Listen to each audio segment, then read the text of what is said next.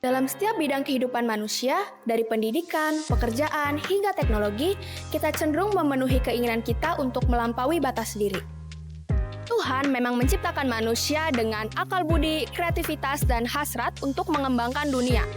Tapi di baliknya, ada satu pertanyaan yang tak pernah hilang. Sampai sejauh mana manusia boleh melampaui batas kemanusiaannya sendiri? Pertanyaan ini semakin nyata ketika kita menengok dunia olahraga, tempat di mana manusia menguji batas tubuhnya, bahkan dengan teknologi yang disebut dengan neuroenhancement. Neuroenhancement adalah usaha menggunakan obat-obatan atau teknologi untuk meningkatkan kemampuan manusia melebihi kondisi alaminya yang dahulu hanya dapat dicapai melalui latihan dan disiplin. Salah satunya adalah doping. Dalam olahraga, beberapa atlet menggunakan doping untuk meningkatkan stamina, kekuatan, dan ketahanan mental. Tapi disinilah terjadi dilema. Apakah manusia sedang menjalankan mandat budaya untuk mengembangkan ciptaan atau justru berusaha menjadi sama seperti Allah dengan menciptakan dirinya sendiri sesuai kehendaknya? Lance Armstrong adalah seorang ikon olahraga dunia yang menjuarai Tour de France 7 tahun berturut-turut, sejak tahun 1999 hingga tahun 2005. Ia juga dikenal sebagai seorang penyintas kanker yang menjadi simbol dari ketekunan. Namun pada tahun 2013, Armstrong mengakui secara terbuka bahwa ia menggunakan berbagai zat peningkat hormon, mulai dari EPO, transfusi darah, hingga hormon pertumbuhan.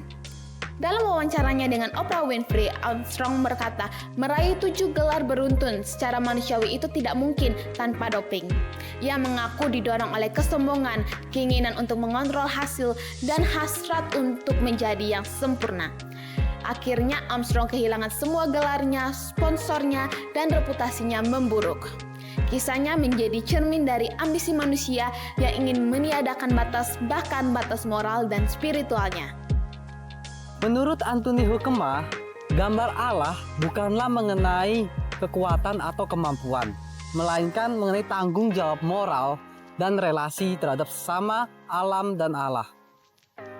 Hoekema juga mengatakan, manusia merusak gambar Allah ketika manusia merasa tidak memiliki ketergantungan kepada Sang Pencipta. Jadi, ketika teknologi dan kemampuan manusia tidak digunakan untuk melayani Allah, tetapi justru untuk meninggikan manusia, hal itu sama saja seperti manusia memutarbalikkan tujuan penciptaannya. John Frame dalam Systematic Theology menyebut bahwa manusia sebagai gambar Allah mencerminkan kemuliaan Allah, tetapi manusia tetap dalam ciptaan yang terbatas dan selalu bergantung kepada Allah. John Frame juga memperingatkan bahwa dosa manusia selalu sama, yaitu keinginan untuk menjadi sama seperti Allah. Tindakan manusia yang untuk menghapuskan kelemahan, penderitaan, dan batas kemanusiaannya merupakan tindakan manusia yang seolah-olah menolak identitas mereka sebagai makhluk yang diciptakan. Meskipun doping membuat manusia tampil menjadi lebih kuat, namun di balik itu banyak keinginan yang muncul dalam diri manusia, yaitu untuk bisa menjadi Tuhan atas diri mereka sendiri.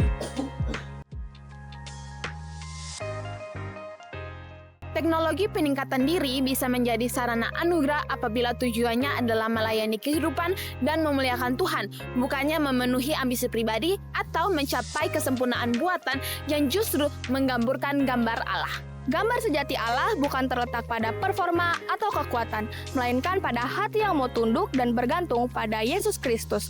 Oleh karena itu, kita sebagai manusia dipanggil untuk mengelola batas yang Allah tetapkan dan bukan menghapusnya. Kesempurnaan sejati bukan berbicara mengenai kekuatan manusia ataupun kecepatan berpikir manusia, tetapi pembaharuan gambar Allah di dalam Kristus.